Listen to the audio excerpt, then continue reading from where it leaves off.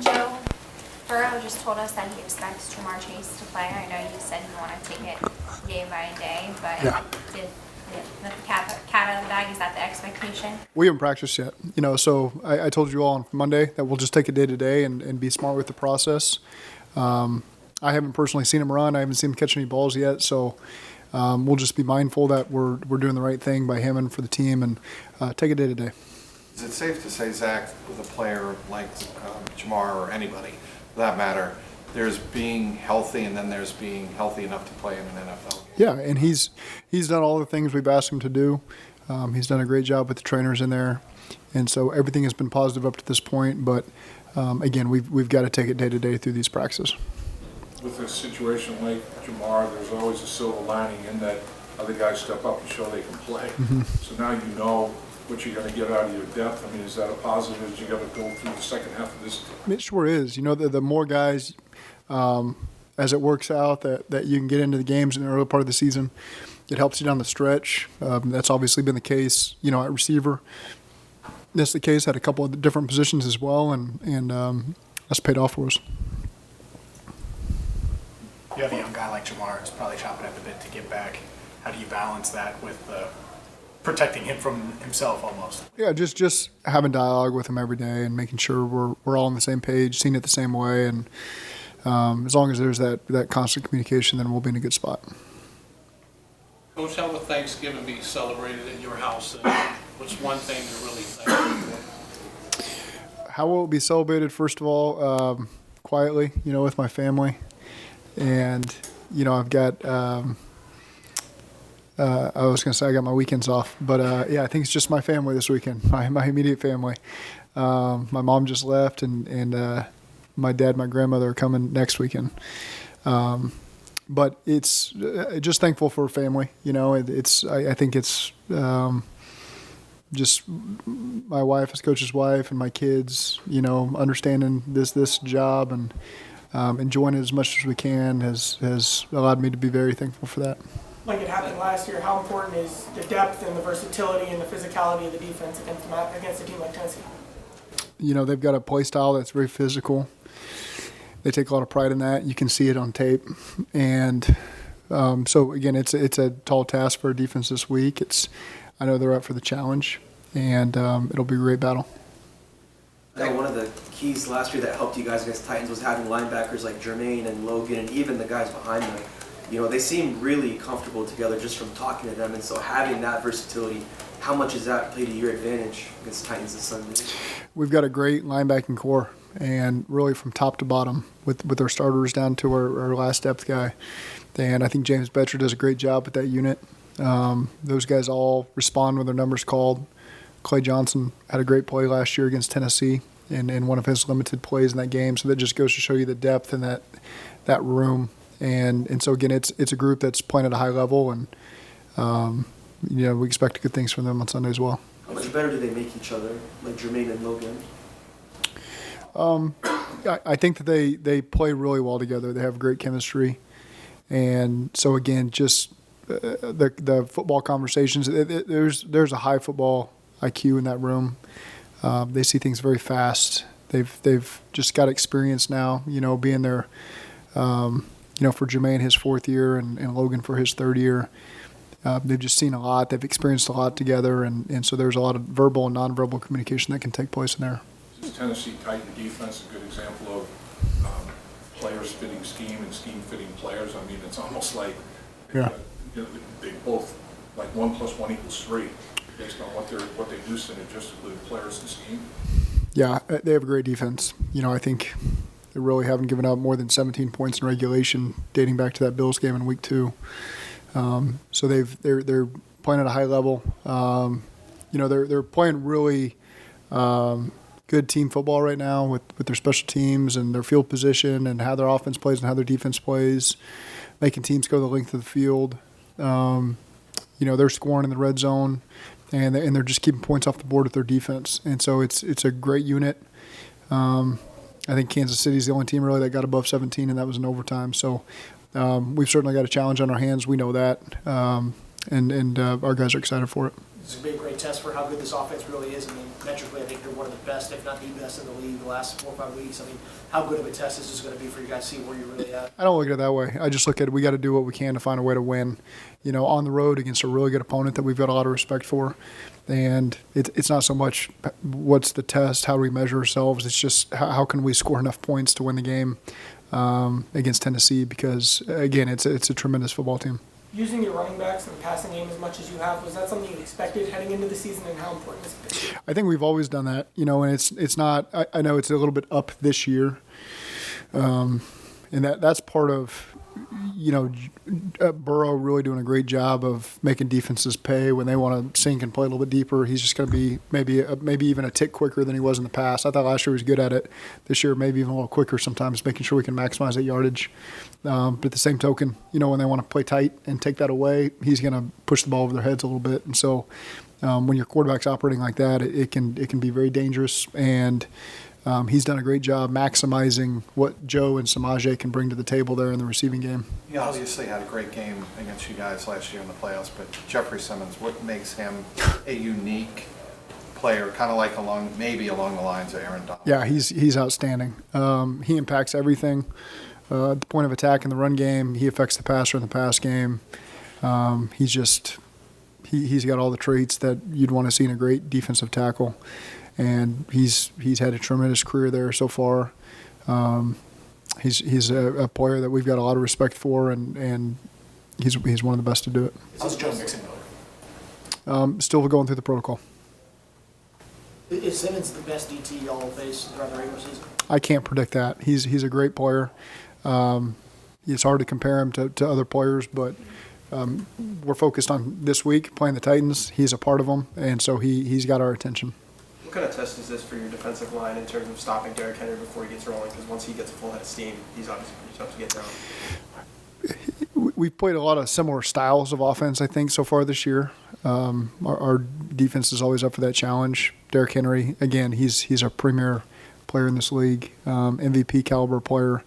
And we know last year when we got him, he was coming off of an injury. And so that'll be a little bit different than what we see from him this week. That was his first game back after several weeks off. And he's playing at a really high level this week. And so our guys got to be locked in. And but again, that's part of their offense is they can lean heavy on the run, but then they've got a tremendous quarterback who makes really good decisions in the play action and naked game off of that. They've got an awesome screen package, play action screen package that capitalized. That's what he got his biggest play of the week on last week against Green Bay was off of a play action screen there. And then they've got the weapons on top. Robert Woods and Traylon Burks, the rookie, had a great game last week. And so again, that's kind of how they've always operated. They've got Derrick Henry and they've got a great rushing attack, but that really opens up the things off of it to get the explosives and the nakeds and the play actions and the play action screens and. We've always studied a lot of things that they've done, even when we're not playing them, because of the respect that we have for how they utilize their scheme. You feel like in the last month or so, your offensive line is playing at an extremely high level. I mean, your numbers dictated. The numbers say putting up significant yards and points and goes hand in hand with how well they're playing, isn't it? I've been saying that longer than a month now. Yeah. It's again, as I watch the tape every day and watch every practice and every game, I think our offensive line has come along exactly as we had hoped. And it doesn't matter what's gone on in the past now, but right now there's great chemistry in the room, great awareness as a group. And I think Frank and Derrick are doing a great job with those guys and really proud of where that group's at right now. What do you think Kappa has brought to the line? Well, on his own, he's a really good player. That's really filled that void nicely for us at right guard. But on top of that, he's just as a piece of that five guys, he helps elevate everybody else. Just as LC helps elevate him, just as Ted helps elevate those guys around him. I think just those five particular guys as a whole is really a tremendous combination. And Alex has got such great experience, especially playing in the NFC South. He's seen a lot of these teams that we've played so far this year, 3 of them. He's played a lot against these guys. He's always got great feedback. Appreciate the dialogue with him. Appreciate his approach. These guys just love football. They love walkthroughs. They love the meetings. I share a wall with Frank, so I get to hear it all. They're having a great time in there, and they're getting after each other. And just as an O-line room should be. They love bad weather. They take great pride in that, which I love, and so it's just fun being around those guys and seeing their energy that they bring every day. And Alex is a big part of that. Is that part of what you wanted to build when you became a head coach and kind of being around some of the places you've been, and that guys should want to build a place that where guys enjoy being around each other, just being at the facility, doing Correct. mundane things? Yep. It's too long of a season, and for us, it's not just a 17-week season. Your expectation is that you're playing for months beyond that, and if guys don't love the process, then it's going to be very difficult to get through the difficult time that comes, in the later part of the stretch of the season when you need guys to be at your best and play through some nicks and bruises and just mentally be in the right spot, and so that they're consistent with the routine.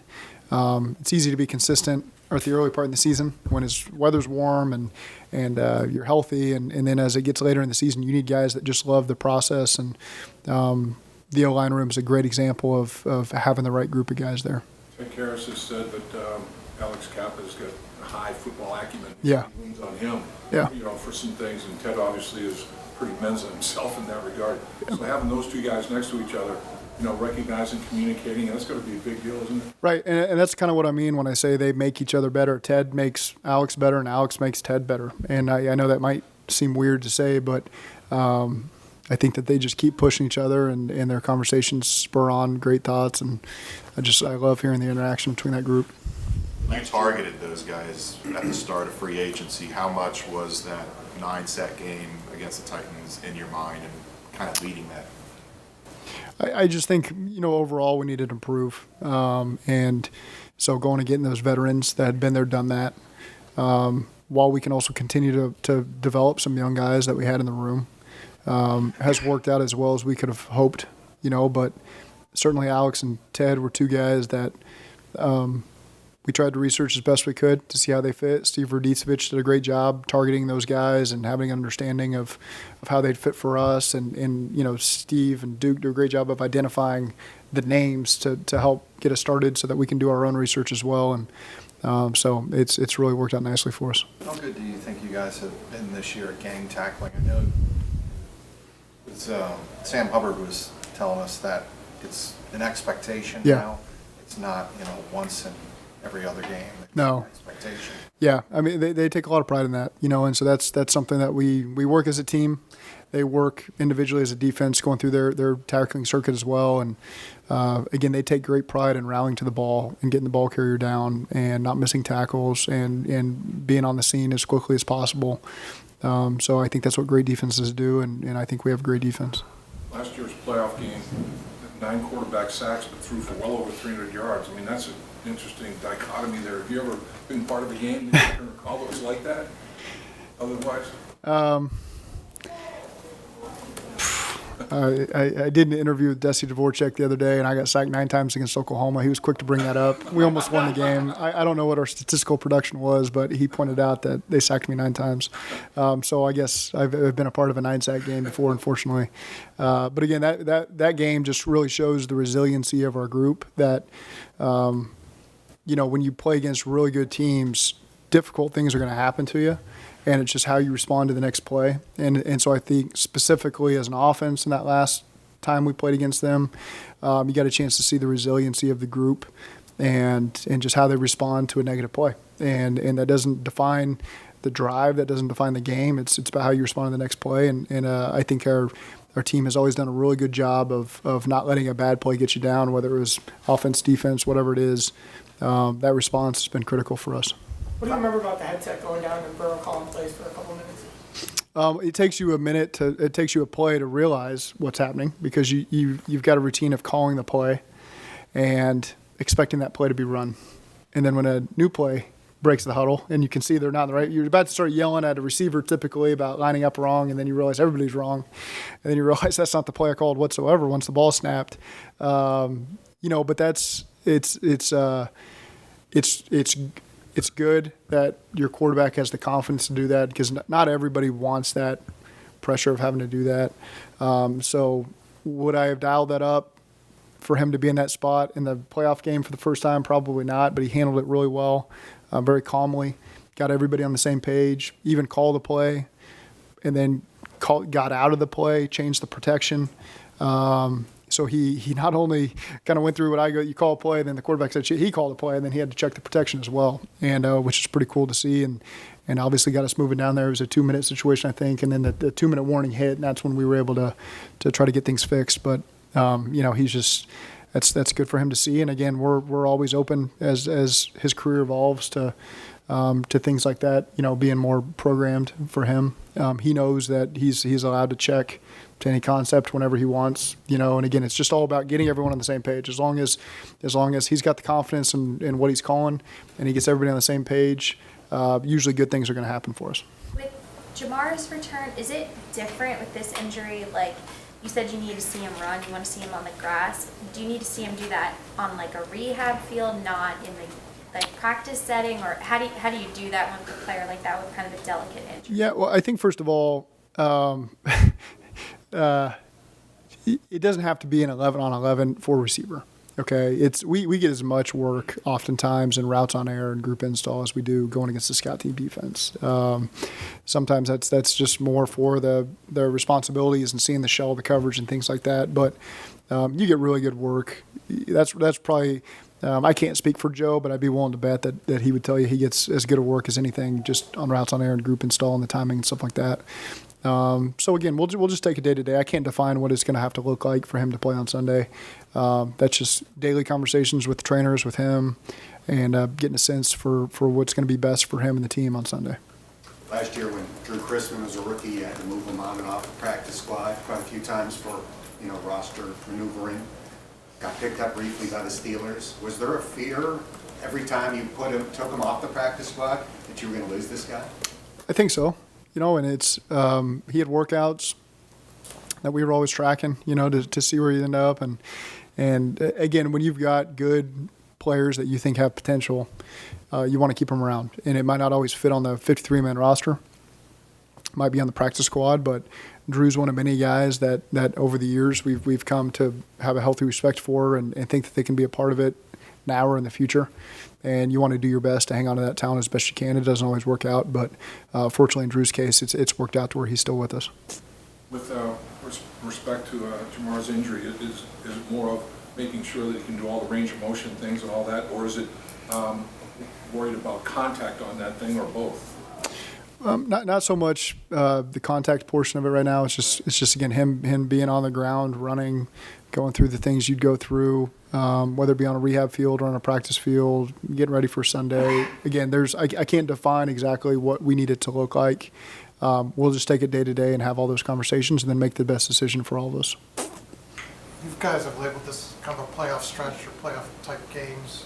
Have you changed how you approach the team at all with, like you mentioned, all the veteran leadership you have, from last year and having gone through it? Mm-hmm. Did you take any lessons from that for your style with kind of motivating guys or talking to the team? No, but that's because of how I feel just about our locker room. I don't think you have to overstate anything. I don't think you have to overreact to any week. Again, every week at this point does become critical, but it's important not to overreact one way or another. It's just like last year, we won 2 games coming out of the bye, and then we lost 2 games out of the bye. And I'm sure people were ready to overreact to that. And there's still opportunity there. And so again, we just want our focus to be on this Sunday, playing our best football, giving ourselves the best chance to come away with a win, and then we worry about what's next. No, but I'm saying for preparing for a big game like this, have you found yourself saying less and leaving it more up to the players? No. Doing your style, you personally, kind of how you... No, I like to think I don't overspeak. When I'm in those environments, maybe the players would tell you different. Maybe they'd tell you I need to shut up and talk even less. But I try to do my best to not be long-winded to begin with over the course of the season. I haven't changed anything about how I approach anything in team meetings or conversations I have with players. I've just kept my same routine, and I think that's what's best for all of us, is that everything's the same as it has been since September. Obviously, we modify how we practice as the season goes. We shave reps, all that kind of stuff. But no, we've tried to keep our routine as much as what we've always been comfortable with.